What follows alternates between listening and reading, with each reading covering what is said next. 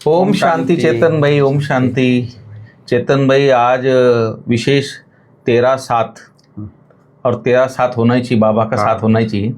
13/7/26 है आज। और विशेष आज सोनतिक्ल ज्ञान चिंतन में एक गीत भी है ना जी, 13/7 हो तेरा साथ है तो हमें क्या कमी है, हमें क्या कमी है, अंधेरे से भी मिल रही रोशनी है। तो जो अंधेरा है, कलयुगी अंधेरा, इसमें बाबा ने हमको रोशनी दिखाई है। और रोशनी ऐसी दिखाई है जो पूरे कल्प हमारी आत्मा रोशन हो जाती है। तो ऐसे सुंदर बाबा ने इतना ज्ञान हम बच्चों को दिया है।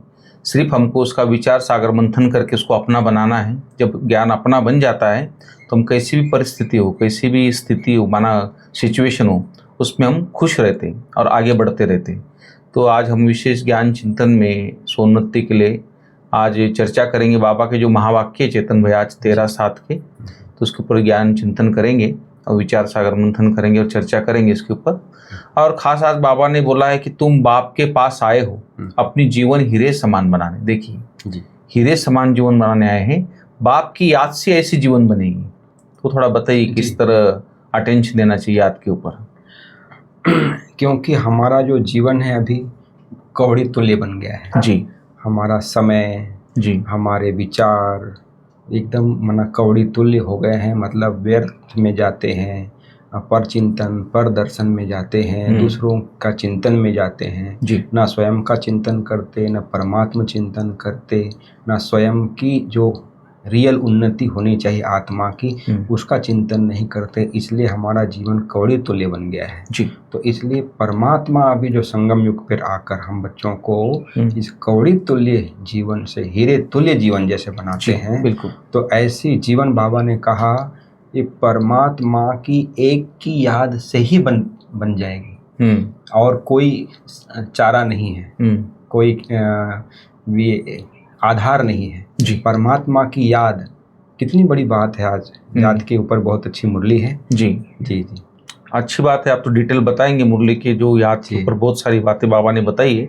लेकिन जो हीरे समान बनने का जो जीवन है, इसी पे आधारित एक क्वेश्चन है आज की, नई दुनिया में उच्च पद पाने के लिए कौन सा एक मुख्य पुरुषार्थ करना चाहिए? जी जी, वो थोड़ा बताइए। वैसे तो मुख्य पुरुषार्थ बहुत हैं, लेकिन आज की मुरली के आधार पे आज जो बाप दादा ने कहा है जी, जो हमारे माना पुराने संबंधी मतलब देह सहित देह के संबंध में जो भी आते हैं। हाँ। ऐसा नहीं कि केवल लौकिक संबंधी की बात है इसमें, जो भी संबंध में आते हैं, जिन्होंने भी माना इस जीवन में बहुत दुखी किया है, न संबंध में आए, बंधन में आए, फिर मोह में आए, तो फिर दुख हुआ ना जी। तो बाबा कहते हैं अब उनको छोड़ना नहीं है, गृहस्थ व्यवहार में रहना है, लेकिन उनकी मोह जाल से अपनी बुद्धि को निकाल देना है, बुद्धि हटानी। बराबर।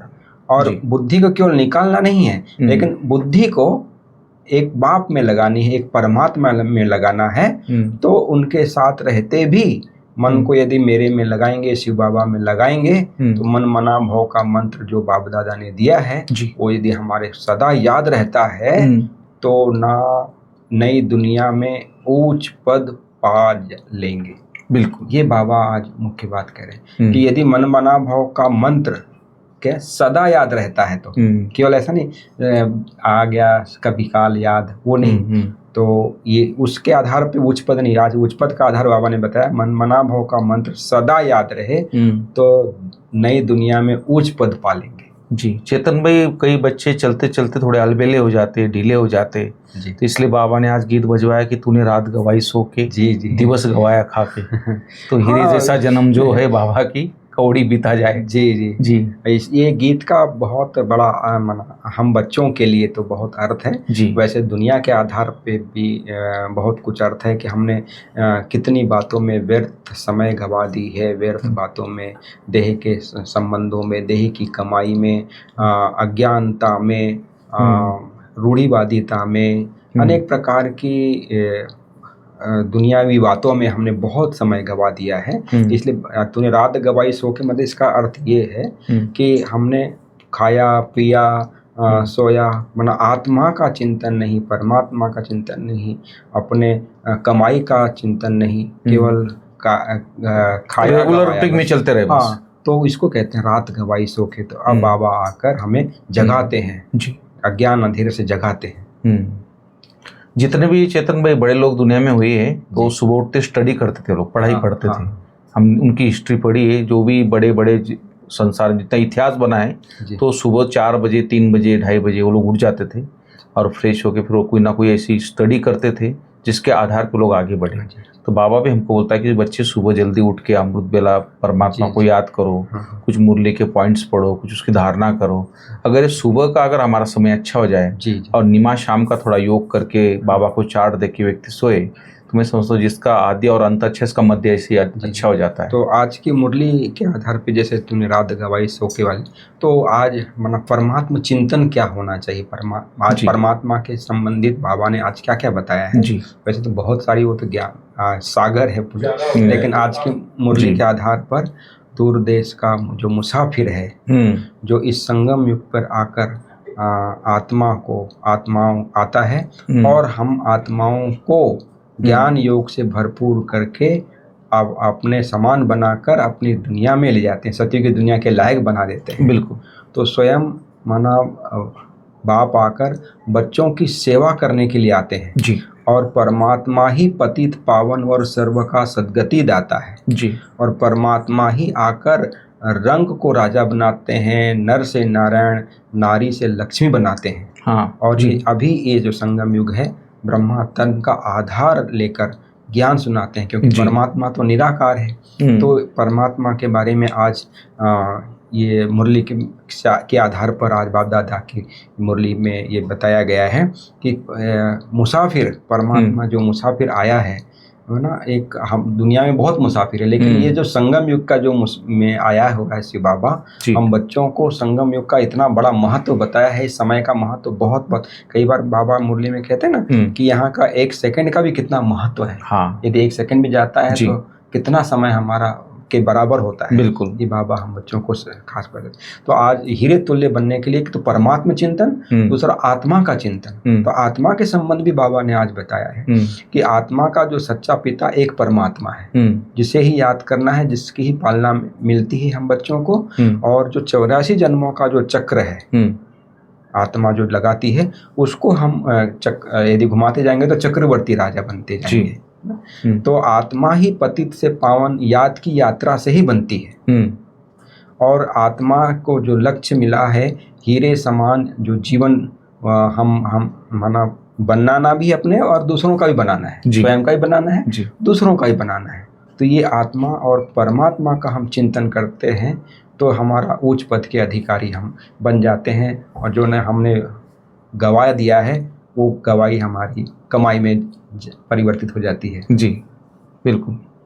आज के मुरली में भी बाबा ने आज खास हम यदि हम इसको अलग अलग टॉपिक के आधार पर भी करते हैं, ज्ञान, योग, सेवा, धारणा, तो ज्ञान से संबंधित आज बाप दादा ने हम बच्चों को आज की मुरली में बताया है कि जो ये जो संगम युग है, जो सर्वश्रेष्ठ युग है, कल्याणकारी युग है, इस युग में ही परमात्मा आकर हम बच्चों को सृष्टि के आदि मध्य अंत का नॉलेज देते हैं, ज्ञान सुनाते हैं। 84 जन्मों की जो ज्ञान हम बच्चों को देते हैं, जिसके आधार पर ही हम बच्चों को राजा ही दिलाते हैं। जी। भारत जो पूज्य से पुजारी बना और पुजारी से पूज्य बना, इसकी एक पूरी सृष्टि, ये जो लिंक होता है ना, वो बाबा बताते हैं। जी। तो स्वर्ग नरक का संपूर्ण ज्ञान हम बच्चों को ये भी इस संगम युग में ही देते हैं, तीनों काल, तीनों लोगों। हाँ, तीनों लोगों की।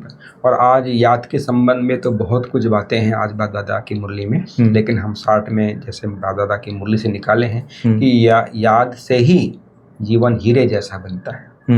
जैसे मनमना भाव का मंत्र के बारे में हम पहले ही ऊपर बाप दादा ने मुरली में बताया है कि मनमना भाव के मंत्र से ही यदि याद रहेगा तो बाबा ने कहा नई दुनिया में उच्च पद के अधिकारी बन जाएंगे, सदा याद रहेगा। तो ये बहुत बड़ा आधार है हम बच्चों का। और याद से ही आत्माओं के विकर्म विनाश होते हैं और सच्ची कमाई भी याद से ही होती है। जी ना, दुनिया में कहते हैं कमाई कमाई।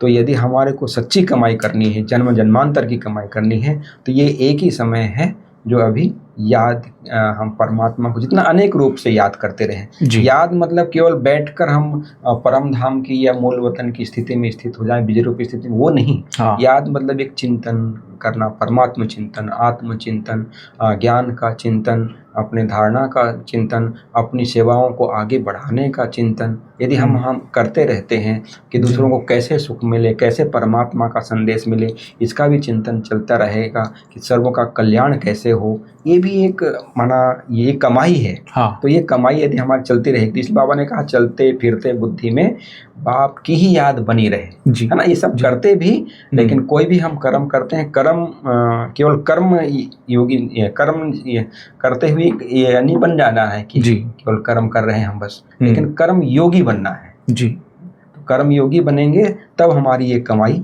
बनी रहेगी जी। तो आज धारणा का सब्जेक्ट भी बहुत अच्छा बाप दादा ने हम बच्चों को समझाया है कि हमें अब इस जीवन में सब कुछ बाप के हवाले कर देना है, ट्रस्टी होकर रहना है जी। हमारा जीवन अभी जैसे बाप दादा ने कल की मुरली में भी कहा था ना कि बाप ही संसार है तो पुराने संस्कार कहाँ से आ गए। तो बाप ही संसार है, हम इस बात को हम चिंतन करते हैं। मैं भी आज मुरली पढ़ते हुए सोच रहा था कि जब बाप ही संसार है उसका हम कैसे अनुभव करते हैं, संसार में क्या क्या चीजें होती है, क्या क्या प्राप्ति होती है, उसका हम अनुभव एक बाप के आधार पे करें।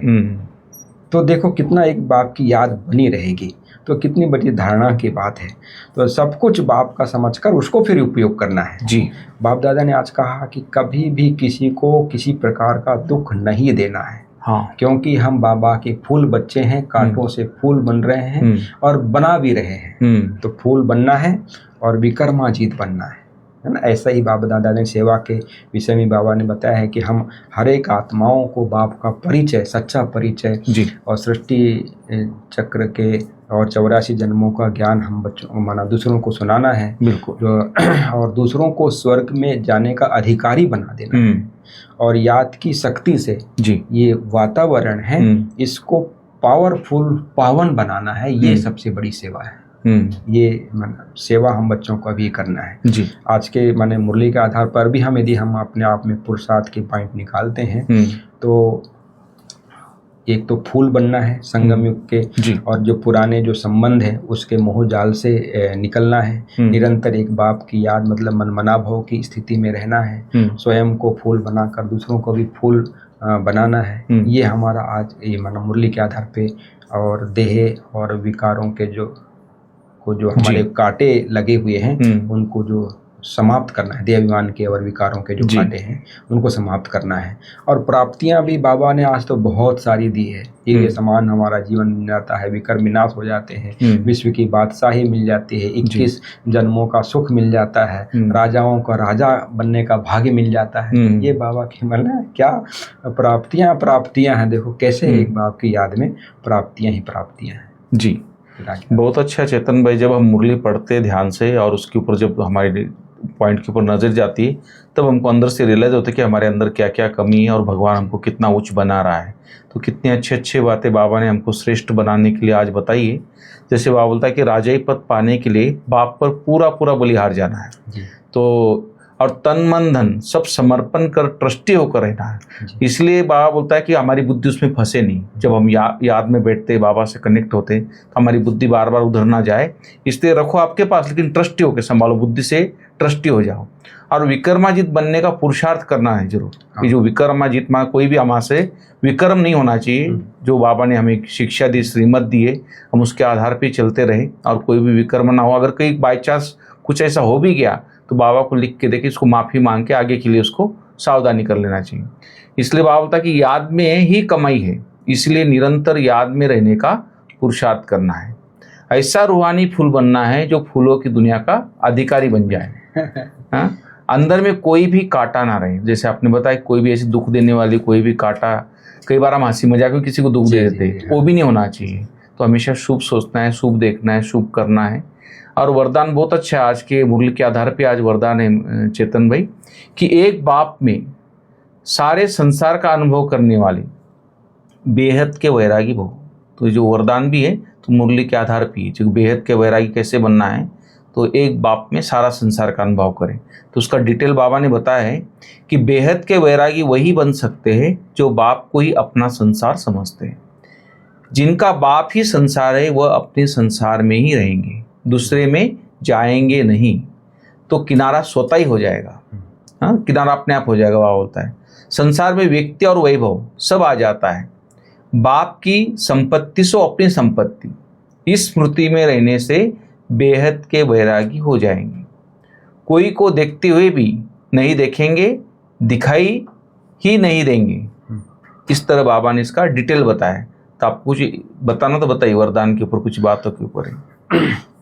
बाप ही संसार है, मतलब यदि हम इस बात को हम यदि अपने आप में अनुभव करते हैं जी, तो सब कुछ समाया हुआ है उसमें। जी जी, वरना कोई प्रकार की प्राप्ति के लिए, कोई प्रकार के अनुभव के लिए दूसरों के पास भटकने की आवश्यकता नहीं है, क्योंकि इस संगम युग में ही परमात्मा बाप आकर हम बच्चों को अभी मिले हैं। तो दूसरी आत्माओं से प्राप्त करने का हमें सहयोग सबका लेना है, लेकिन चाह नहीं रखनी है, आस नहीं रखना है, अपेक्षा नहीं रखनी है, उनसे कुछ मिले ये हमें बहुत प्रकार की उम्मीद रहती है ना, वो नहीं रखनी है।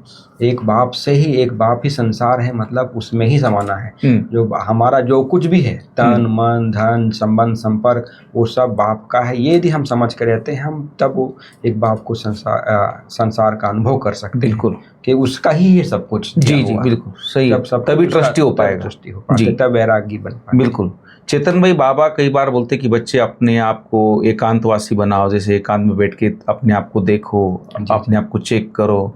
तो उसका कई लोग कई गलत अर्थ हो जाता है कि एकदम भाई सब कुछ बंद कर दो, सबको छोड़ दो और एकांत जाके बैठ जाओ। फिर वो कई बार वो उसमें अलग ही इसमें चले जाते। तो बाबा ने उसके ऊपर खास बोला है कि पावरफुल स्थिति का अनुभव करने के लिए एकांत और रमणीकता दोनों का बैलेंस होना चाहिए। उसमें रमणीकता भी हो और एकांत भी हो। अपना जीवन कोई रुखा सूखा नहीं हो कि भाई ये तो बहुत ही त्यागी है, भाई इनका तो बहुत बड़ा इतना बड़ा जीवन। अरे उनको लगे कि जीवन हो तो ऐसा हो, जी जी, खिला हुआ जीवन हो, दूसरों को मन सुख देने वाला हो, प्राप्ति कराने वाला हो, एक एकांत भी हो और रमणीकता के दोनों का बैलेंस बना रहे। जी। और ये आज बहुत सुंदर है, ये अव्यक्त इशारे में, जैसे आज याद की ऊपर मुरली है, तो याद के ऊपर ज्वाला स्वरूप स्थिति में रहे शक्तिशाली याद का अनुभव करो। इसके ऊपर जो बाबा ने बताया है, तो बहुत अच्छा उदाहरण दिया है बाबा ने किले का, कि जैसे किला बांधा जाता है जिससे प्रजा के किले के अंदर से प्रजा भी रहती है उसके साथ। एक राजा के लिए कोई कोठरी नहीं बनाई जाती है, किला बनाते हैं। और आप सभी भी स्वयं के लिए, साथियों के लिए, अन्य आत्माओं के लिए ज्वाला स्वरूप की याद का किला बांधो। सुना?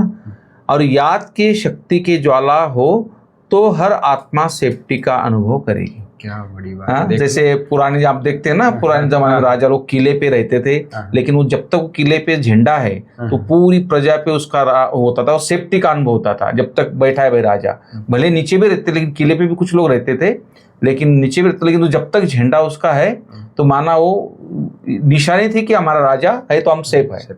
तो इस तरह थोड़ा इसमें एक आज की मूल्य क्या माना, जो अव्यक्त इशारा जो बाबा ने दिया है जी ना, याद तो है, साधारण याद, साधारण, लेकिन इसको ज्वाला रूप ना, आज कहीं ज्वाला जल रही है तो कोई जानवर या कोई जैसा कोई दूसरे आते नहीं नजदीक नहीं आते हैं। तो ऐसे ही माना याद का ज्वाला यदि हमारे बना रहेगा, जिसमें अनेक प्रकार के अज्ञानता कहो, अनेक प्रकार के वैमनस्य कहो, सब समाप्त हो जाते हैं, और एकदम माना स्वच्छ शुद्ध ज्ञान हम बच्चों को जो मिला हुआ है वो स्मृति में आ जाता है, और ज्वाला रूप से हम अपने आप भी सेफ अनुभव करते हैं जी, और दूसरों को भी सेफ्टी का अनुभव करते हैं। बिल्कुल, बहुत अच्छा। प्यारे बाप दादा की आज की मुरली।